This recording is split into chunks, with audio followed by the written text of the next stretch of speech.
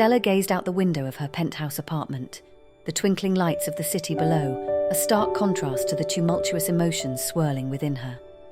At 68, she had lived a life many would envy, a successful career as a renowned architect, financial security, and the respect of her peers. Yet as she stood there, wrapped in a silk robe that caressed her still elegant figure, she felt an emptiness that no amount of professional accolades could fill. Her fingers absently traced the delicate silver chain around her neck, a gift from her late husband Robert. He had been gone for 5 years now, leaving Stella to navigate the twilight of her life alone. Their marriage had been one of companionship and mutual respect, but passion, that had faded long ago, if it had ever truly existed at all. A sudden gust of wind rattled the windows, startling Stella from her reverie.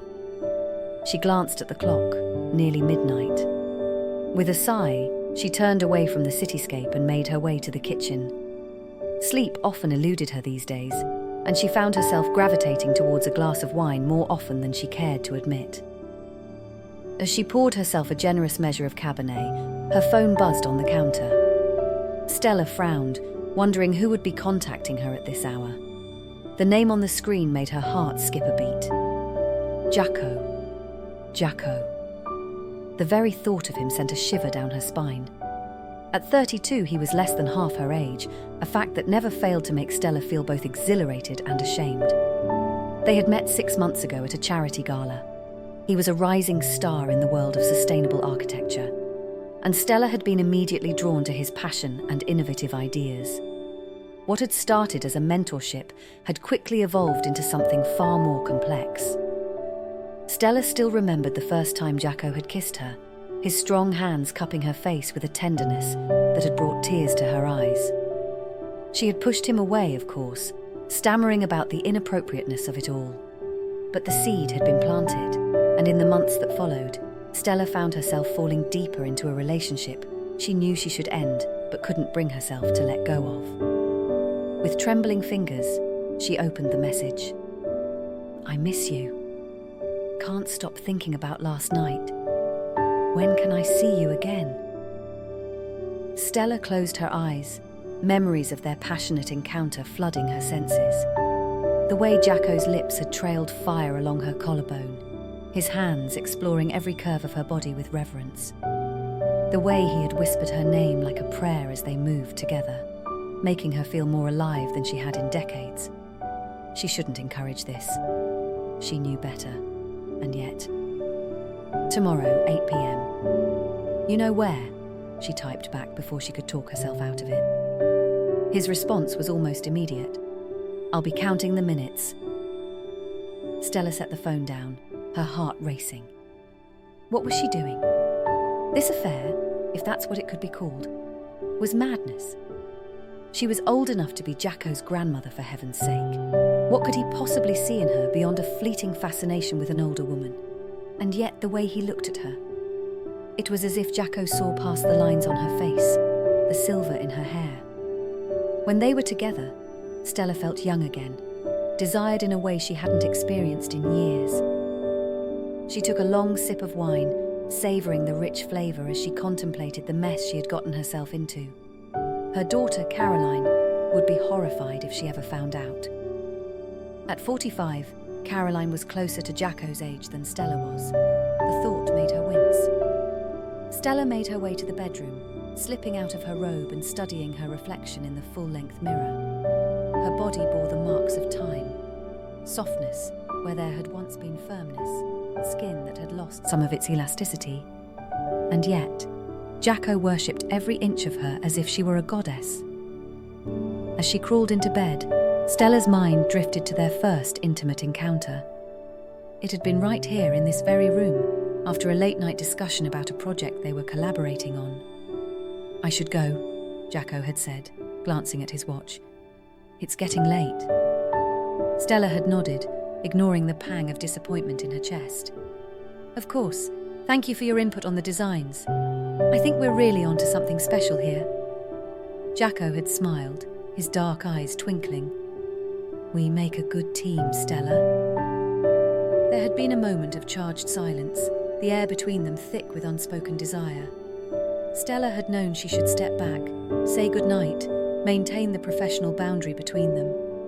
Instead, she had found herself moving closer. "Jaco," she had whispered, her voice barely audible. "I dot." And then his lips were on hers, soft at first, then increasingly urgent. Stella had melted into the kiss, all thoughts of propriety vanishing as Jaco's strong arms encircled her waist. "Tell me to stop," he had murmured against her neck. "If this isn't what you want, tell me now and I'll go." Stella's response had been to pull him closer, her fingers tangling in his thick, dark hair. "Stay," she had breathed. "Please, stay." What followed had been a night of passion unlike anything Stella had experienced before. Jaco had taken his time, exploring her body with a reverence that brought tears to her eyes. He had kissed away her insecurities, lavishing attention on every perceived flaw until Stella felt beautiful, desirable, alive. When they had finally come together, the intensity of it had taken Stella's breath away. Jaco had moved within her with a tenderness that belied the urgency of their desire, his eyes never leaving hers. In that moment, the age gap between them had seemed to dissolve, leaving only two souls connecting in the most primal of ways.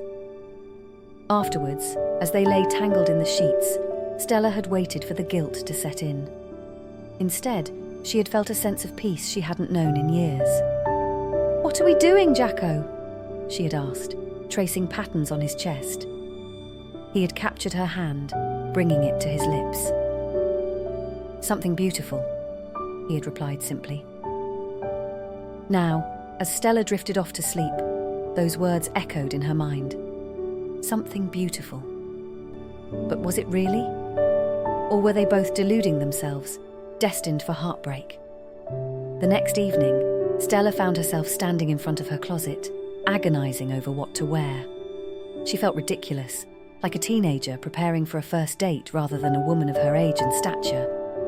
Finally, she settled on a deep burgundy wrap dress that accentuated her curves without being too overtly provocative. As she applied her makeup, Stella couldn't help but reflect on the absurdity of the situation. Here she was, primping for a man young enough to be her son, sneaking around like a character in some tawdry romance novel. What would her colleagues think if they knew? The great Stella Hartley, reduced to a cliché. And yet, the thought of seeing Jaco sent a thrill through her that she couldn't deny. It wasn't just the physical attraction, though that was certainly potent. It was the way he listened to her, truly listened, as if every word she spoke was precious. The way he challenged her intellectually, pushing her to think beyond the constraints she had imposed on herself over the years. At precisely 8 p.m, there was a knock at her door. Stella took a deep breath, smoothing down her dress before answering. Jaco stood in the hallway, looking devastatingly handsome in a tailored navy suit. His eyes lit up as they raked over her, a slow smile spreading across his face. "Stella," he breathed, stepping inside and closing the door behind him. "You look incredible." Before she could respond, he had pulled her into his arms, capturing her lips in a searing kiss that left her weak-kneed. Stella allowed herself to melt into his embrace for a moment before gently pushing him away. "Jaco," she said, trying to keep her voice steady. "We need to talk." His brow furrowed with concern. "Is everything all right?" Stella led him to the living room, gesturing for him to sit on the sofa while she remained standing. She needed the physical distance to maintain her resolve. "What are we doing?" she asked, echoing the question she had posed that first night. "This, whatever this is between us, where do you see it going?" Jaco leaned forward, his elbows resting on his knees. "I see it going wherever we want it to go, Stella. I care about you. Deeply." Stella shook her head, pacing in front of the floor-to-ceiling windows. "But don't you see how impossible this is? The age difference alone." "Is just a number," Jaco interrupted. "I don't care about that, Stella. I care about you, your mind, your soul, your heart." "And what about children?" Stella challenged. "A family? I'm well past that stage of life, Jaco. You deserve someone who can give you those things." Jaco stood, crossing the room to stand in front of her. He took her hands in his touch sending sparks along her skin. "I've never wanted children," he said softly. "And as for family, Stella, you are all the family I need. I love you." The words hung in the air between them, heavy with implications. Stella felt tears pricking at her eyes. "You can't mean that," she whispered. In response, Jaco cupped her face in his hands, his thumbs gently wiping away the tears that had begun to fall. "I do mean it," he said firmly. "I love you, Stella Hartley. I love your brilliance, your passion, your strength. I love the way your eyes light up when you talk about architecture. I love the little crease you get between your brows when you're concentrating. I love every line on your face, every silver hair on your head, because they tell the story of the amazing woman you are." Stella's resolve crumbled. She surged forward, kissing Jaco with all the pent-up emotion she had been holding back. He responded eagerly, his arms encircling her waist and pulling her flush against him. They stumbled towards the bedroom, shedding clothes along the way. As they fell onto the bed, Stella marveled at the contrast between their bodies, Jaco's tanned, toned form against her paler, softer curves. But as he began to worship her with his lips and hands, she forgot all about such superficial concerns.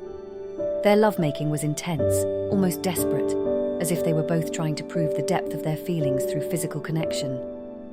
Stella cried out Jaco's name as waves of pleasure washed over her, holding him close as he followed her over the edge. Afterwards, they lay tangled together, Stella's head resting on Jaco's chest as he stroked her hair. The room was quiet, save for the sound of their gradually slowing breaths. "What happens now?" Stella asked eventually, her voice small. Jaco pressed a kiss to the top of her head. "Now we face whatever comes together. I'm not going anywhere, Stella. Not unless you send me away." Stella propped herself up on one elbow, searching his face for any sign of doubt. She found only sincerity and love. "It won't be easy," she warned. "People will talk. They'll judge." Jaco shrugged. "Let them. Their opinions don't matter to me. Only yours does." Stella felt a warmth blooming in her chest, a cautious hope she had thought long extinguished. Maybe, just maybe, they could make this work. The next few months were a whirlwind of stolen moments and clandestine meetings. Stella and Jaco worked hard to maintain a professional facade in public, but in private, their passion for each other only grew stronger. There were challenges, of course.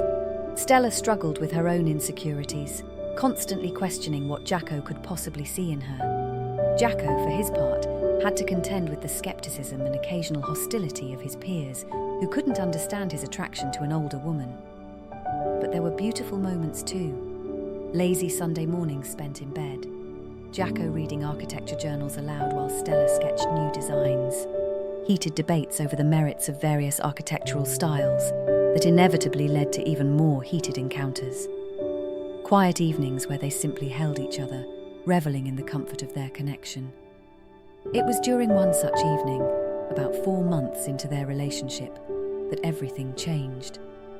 They were at an industry gala, maintaining their usual professional distance. Stella was deep in conversation with a potential client when she felt a familiar presence at her elbow. "Miss Hartley," Jaco said formally, though his eyes danced with secret amusement. "I wonder if I might have a word about the Greenwood project." Stella excused herself from the client and followed Jaco to a quiet corner of the ballroom.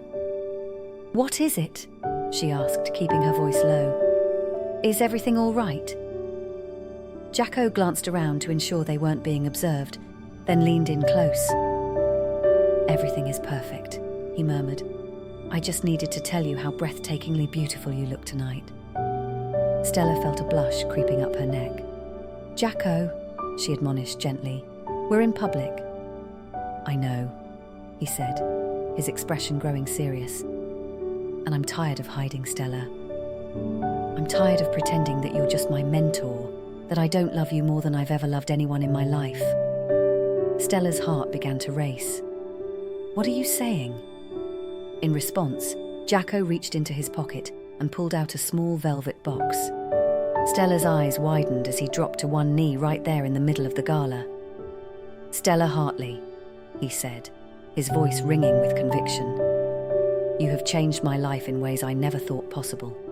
You challenge me, inspire me, and make me want to be the best version of myself. I don't care what anyone else thinks. I want to spend the rest of my life with you. Will you marry me?" The room had gone silent, all eyes on them. Stella felt lightheaded, overwhelmed by the magnitude of the moment. Part of her wanted to run, to hide from the shocked stares and whispers. But a larger part, the part that had been slowly healing and opening up over the past months, knew exactly what she wanted. "Yes," she whispered, then louder. "Yes, Jaco. I'll marry you." The room erupted in a mix of gasps, applause, and confused murmurs as Jaco slipped the ring onto Stella's finger and pulled her into a passionate kiss. As they broke apart, both laughing and crying, Stella caught sight of her daughter Caroline across the room, her face a mask of shock and confusion. The aftermath of their public engagement was chaotic, to say the least. Stella and Jaco found themselves at the centre of a media frenzy, their relationship dissected and analysed by strangers who knew nothing of the depth of their connection. Caroline refused to speak to Stella for weeks, her silence more painful than any angry words could have been. Many of Stella's contemporaries distanced themselves, unable to understand her choice. Jaco faced ridicule and accusations of gold digging from some quarters, but through it all they stood firm. Stella rediscovered a strength she had thought long dormant, facing down critics with grace and refusing to apologise for her happiness. Jaco was a constant source of support, his love unwavering in the face of adversity. Slowly, those closest to them began to come around. Caroline, after a tearful heart-to-heart with her mother, admitted that she had never seen Stella so happy and vital. Jaco's parents, initially sceptical, were won over by Stella's warmth and the obvious joy she brought their son. 6 months after the proposal, Stella and Jaco were married in an intimate ceremony overlooking the ocean. As they exchanged vows, Stella felt a sense of peace and rightness she'd never known before. "I used to think that life was about accumulating achievements," she said, her voice thick with emotion. "But you've shown me that it's about accumulating moments, beautiful, precious moments with the people we love. You've given me a second chance at love, Jaco, and I promise to cherish every moment we have together." Jaco's eyes shone as he responded, "Stella, you are not my second chance at love. You are my first real chance. With you, I've discovered what true partnership means. Your wisdom, your strength, your passion, they inspire me every day.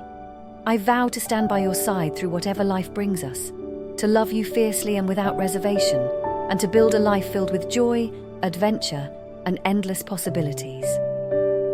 As they sealed their vows with a kiss, cheers erupted from their small gathering of friends and family.